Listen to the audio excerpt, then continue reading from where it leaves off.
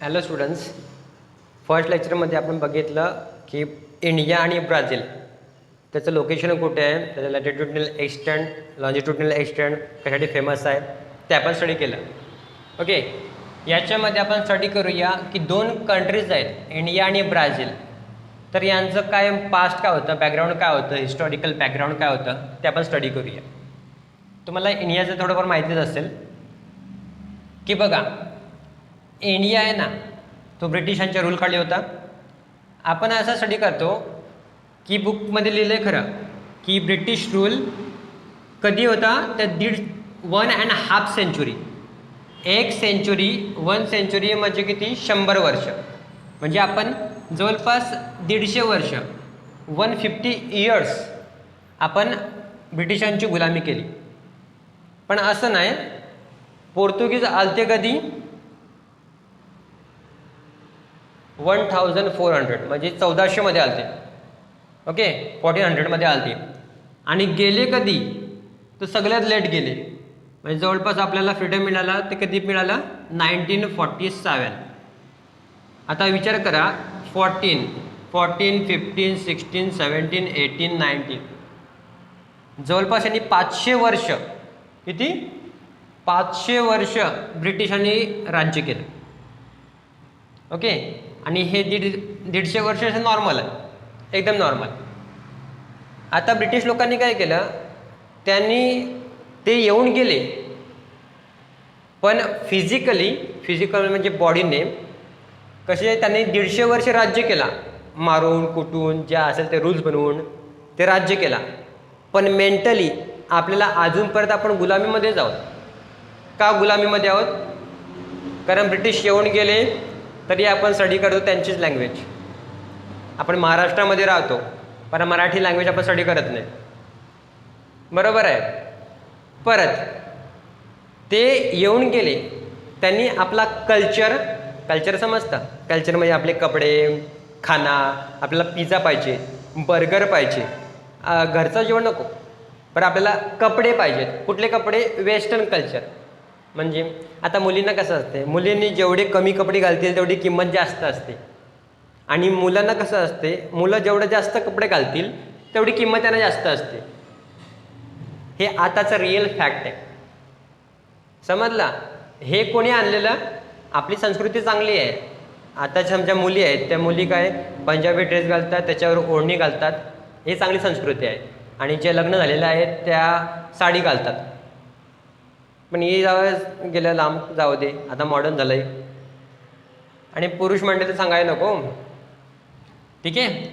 तर British rule कधी आपले किती वर्ष होतो, तर 1.5 सेंचुरी म्हणजे 150 वर्ष आपण ब्रिटिशांच्या अंडरखाली होतो. नंतर आपल्याला त्यांनी फ्रीडम मिळालं. म्हणजे आपले ते फ्रीडम फायटर लोकांचं आपण नशीब आहोत का त्यांच्यासारखी लोक आपल्या भारतामध्ये होती. आणि आताचे आपले बघा मागाडा लोक, समजून घ्या काय करायला लावलंय, पूर्ण देश विकायला लावलंय. जे असेल ते सगळं विकून टाका. आणि आताचा गरमीचे दिवस आहेत, गरमी बघा, माणूस तापूनच करून टाकेल. त्याला पाहिजे डेव्हलपमेंट. अरे पण झाडं लावा. 15 ऑगस्ट 1947 मध्ये आपल्याला काय मिळालं? फ्रीडम मिळालं. ओके, आता फ्रीडम मिळाल्यानंतर पण आपल्याकडे खूप सारे प्रॉब्लेम होते. कुठले प्रॉब्लेम होते? तर 3 वॉर होऊन गेले. First world war, second world war आणि कोल्ड वॉर. हे 3 वर्ल्ड वॉर झाले. त्याच्यामध्ये त्याच्यावेळी ब्रिटिश लोक आपल्या कंट्रीमध्ये होते. यांनी आपली वाट लावायला घेतलेली, ते वाट लावून गेले ना. आपल्याकडचा जेवढा सोना होता, खाना होता, सगळं काही वाट लावून गेले आणि सगळा पैसा पण घेऊन गेले. त्यांनी फक्त ते काय ठेवले, त्यांचे पॉलिसीज, ते आपण घाण पॉलिसी ते ठेवून गेले. त्याच्यामध्येच फेमाईन म्हणजे भूकमारी, खाणं त्याच्यामध्ये ड्रॉट पडणं म्हणजे काय, सुकी पडणे, पाऊस वगैरे पडला नाही, तो 2 प्रॉब्लेम होते. आणि याच्यामधून पण आपण भारत पुढे येऊन गेला. त्याच्यामध्ये जे नेते लोक आहेत, लोकांनी खूप सपोर्ट केला आणि त्याच्यामुळे आपण आता पुढे आहोत. ओके, डेव्हलपमेंट होत चालले. 3 वॉर झाले आणि फेमाईन झाला. नंतर आपला कंट्री कसा आहे, डेव्हलपिंग कंट्री आहे. डेव्हलप का नाही, त्याचं एकच कारण आहे, एज्युकेशन नाही. काय कारण आहे? एज्युकेशन नाही. एज्युकेशनचा अर्थ असं नाही की तुमच्याकडे डिग्री आहे, तुम्ही एज्युकेट होऊन शिकून त्या डिग्रीचा किंवा त्या शिक्षणाचा भारतामध्ये काहीतरी उपयोग केला तर आपण डेव्हलप होऊ ना. डिग्री घेऊन तर असं हजार पोरं बसलेत, त्यांना नोकरी नाही मिळत. ओके, तर आपलं कसं कंट्री आहे? डेव्हलपिंग कंट्री आहे. आणि अमेरिका बघा, जपान बघा, जपानवर तर 2 बॉम्ब टाकले, 2 बॉम्ब टाकून पण तो एज्युकेशनमध्ये एवढा परफेक्ट आहे. काय झालं जपानमध्ये? तर तिथे जी कंपनी होती, कंपनी फक्त 2 मिनटं काय झाली, लेट सुटली. लेट सुटल्यानंतर ती कंपनी पूर्ण बंद करून टाकली. एवढे टाईमचे परफेक्ट आहेत ते. आणि आपण शाळा असते 9 वाजता, पोरं येतात 9:30 वाजता, टीचर येतात 10 वाजता. टाईम जो वेळेला जिंकला ना, तो लाईफमध्ये जिंकतो. ओके, नंतर आपल्या भारतामध्ये ग्लोबल मार्केटिंग ही पॉलिसी ओपन केली की कोणी पण या आमच्या भारतामध्ये, फ्रीली तुमची कंपनी स्थापन करा आणि तुम्ही प्रॉफिट घेऊन जा. समजले की नाही? आता समजा आपला भारत आहे, इंडिया आहे, एखादी चायनाची कंपनी आहे. अगोदर काय व्हायचं, जर ती कंपनी आपल्या भारतामध्ये येत असेल तर तिला टॅक्स वगैरे खूप भरायला लागायचा. मग आपण ओपन मार्केट पॉलिसी चालू केली की तुम्ही या, तुम्ही येतील, आमच्या इंडियामध्ये तुम्ही कंपनी स्थापन करतील, तुमच्याकडचे आयडिया आमच्याकडे आहेत. कारण आपली माणसं माहिती आहे ना कशी आहेत भारतामध्ये, एकदा दोनदा बघितलं ना डायरेक्ट शिकून घेतात. त्यांचे जे आयडिया असतील ते आपली लोकं शिकतील, आपल्या लोकांना काम पण मिळेल, एम्प्लॉयमेंट पण मिळेल, सगळं मिळेल. याच्यामुळे आपण ओपन मार्केट पॉलिसी चालू केली की कोणी पण या आणि त्यांचे तुम्ही प्रॉफिट आहे ते कमावा आणि घेऊन जा. ठीक आहे, तर याच्यामध्ये ग्लोबल मार्केटमध्ये आपण फेमसमध्ये आहोत. सगळे पूर्ण वर्ल्डमधले खूप सारे वेगवेगळे प्लॅन्स, कंपनीज, फॅक्टरीज या आपल्या भारतामध्ये आहेत. ओके, नंतर याच्यामध्ये सगळ्यात जास्त पॉप्युलेशन आहे ती यूथ आहे, जवान पोरं. तर तुम्हाला दिसतं पण जास्त डोकरं कधी बघितले रस्त्यावर, मोस्टली आताचे वयच राहिलेलं नाही, 50-60 झाले की डायरेक्ट टपकतो, चला घर भगवान का बुलावा आहे, पॅक करो चलो. समजले का नाही? त्याच्यामध्ये जे आपल्या भारतामध्ये राहिले ते यूथ राहिलेत. काय राहिलेत? यूथ, जवान मुलं राहिलेत. त्यांची पॉप्युलेशन जास्त आहे आणि वर्किंगमध्ये पण ते जास्त आहेत. डोगरी लोक रिटायर होणं गरीब असतात.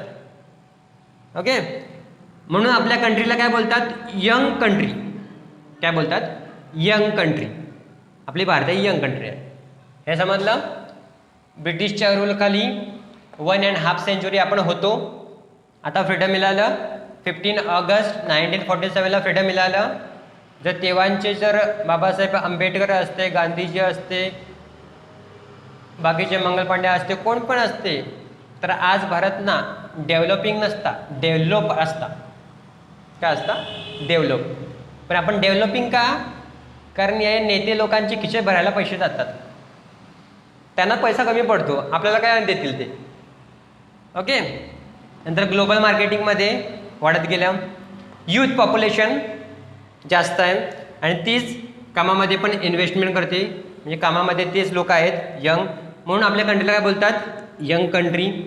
ठीक आहे, आता ब्राझील स्टडी करूया. ब्राझील पोर्तुगीजच्या अंडरखाली 3 सेंचुरी होता. किती? 3 सेंचुरी, 300 वर्ष. 1 सेंचुरी म्हणजे किती?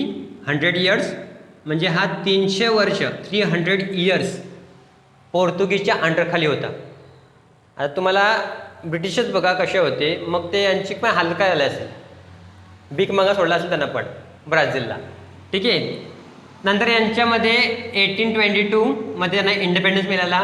नशीब त्यांचे, पण बॅड लक. का बॅड लक? तर 1930 पासून 1985 तिथे मिलिटरी गव्हर्नमेंट स्थापन झाली. मिलिटरी गव्हर्नमेंटचा अर्थ काय की तिकडे समजा प्रेसिडेंट आहे किंवा प्राईम मिनिस्टर आहे, त्याला जागेवरून हकलून देऊन किंवा त्याला मारून तिकडची जी मिलिटरी फोर्स असेल, कमांडर असेल, तो कमांडर पूर्ण देश सांभाळेल. सेम पाकिस्तानमध्ये असे बोर्ड लावले जातात, हॅपी बर्थडेला नेत्यांचा फोटो लावणार नाही, त्या साईडला कोण लावते, मिलिटरीचा फोटो, हा मिलिटरी फोर्स आहे, बंदूक लेके, समजा की नाही. तर तसं त्याला बोलतात मिलिटरी गव्हर्नमेंट. कोण असेल, मिलिटरी गव्हर्नमेंट. तिथे प्राईम मिनिस्टर, इलेक्शन कुछ नाही, पुरा कंट्रोल कोणाच्या अंडरखाली, मिलिटरी गव्हर्नमेंटच्या अंडरखाली असेल. आणि जवळपास मोर दॅन हाफ सेंचुरी हे होतं. तुम्ही बघू शकता किती वर्ष, 355 इयर्स जवळपास ते होते. ठीक आहे. आता पोर्तुगीज येऊन गेले, म्हणजे यांची वाट लावली असेल, यांना पण लुटलाच असेल गॅरंटी के साथ, बरोबर आहे. मग तिथे पण काय आलं, ग्लोबल फायनान्शियल डिफिकल्टीज आल्या.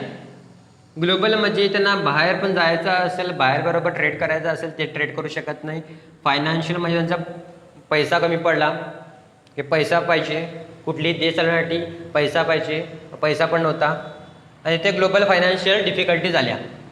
आणि कधी तर लेट 20th सेंचुरी.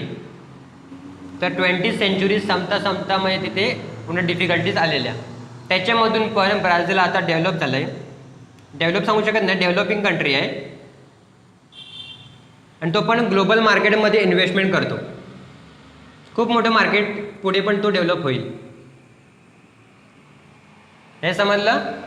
आता बघा, पूर्ण आपल्या पृथ्वीवर किंवा आपल्या वर्ल्ड मॅपवर सगळ्यात मोठी कंट्री कुठली आहे, एरियानी सगळ्यांना माहिती असतं, रशिया. आणि सगळ्या लांबी समजतं, लेंथ नाही, कुठे आहे, कुठली आहे, चीन. बघा, रशियाच्या साईडला तिथे एक अशी लांबी कंट्री असेल, बारकली, मिरचीसारखी. मिरची माहिती आहे ना, त्याला आपण चिल्ली बोलतो, त्याच्यावर लक्षात ठेवायचा, चिल. ठीक आहे. हे दोन तुमची सगळ्यात मोठी रशिया आणि ही चीन. ब्राझील बघा, पोर्तुगीजच्या अंडरखाली किती वर्ष होता, 3 सेंचुरी होता, मग 300 वर्ष होता. 1822ला इंडिपेंडन्स मिळाला. 1930 to 1985 तो कोणाच्या अंडरखाली, तर मिलिटरी गव्हर्नमेंट तिथे स्थापन झाला. तिथे तख्ता पलट बोलतात, त्याला काय बोलतात, तख्ता पलट होणे. आता तेच म्यानमारमध्ये झालं आहे. म्यानमारमध्ये तिकडचा जो प्रेसिडेंट आहे त्याला हकलला, आणि तिकडे पण मिलिटरी गव्हर्नमेंट स्थापन झालं आहे. समजलं. मोर दॅन 1 सेंचुरी तिथे मिलिटरी गव्हर्नमेंट होतं. आता हे लुटून गेलेले, म्हणून तिथे ग्लोबल फायनान्शियल प्रॉब्लेम आला, पैशांची डिफिकल्टी आली, ते लुटून गेल्यामुळे. कधी लेट 20th सेंचुरी संपता तरी आता तो डेव्हलपिंग कंट्रीमध्ये मोजला जातो, डेव्हलप व्हायला लागले. ठीक आहे. कारण एज्युकेशन सिस्टम तिथे मस्त आहे, आपल्यासारखे नाही. आपल्याकडे एज्युकेशन सिस्टमवर 18% टॅक्स लावले गव्हर्नमेंटनी, अर्धवट साला गव्हर्नमेंट. चुकीचं आहे, ते चुकीचं आहे. जर मोठ्या कंट्रीज आहेत, अमेरिका आहे, जापान आहे, ते एज्युकेशन फ्री देतात. मग आपल्या भारताला एज्युकेशन फ्री का नाही? समजा एखादी प्रायव्हेट स्कूल आहे, तर प्रायव्हेट स्कूलमध्ये पण त्यांना टॅक्स भरायला लागतो, काय एज्युकेशन फ्री करू शकत नाही. समजले का नाही? ओके.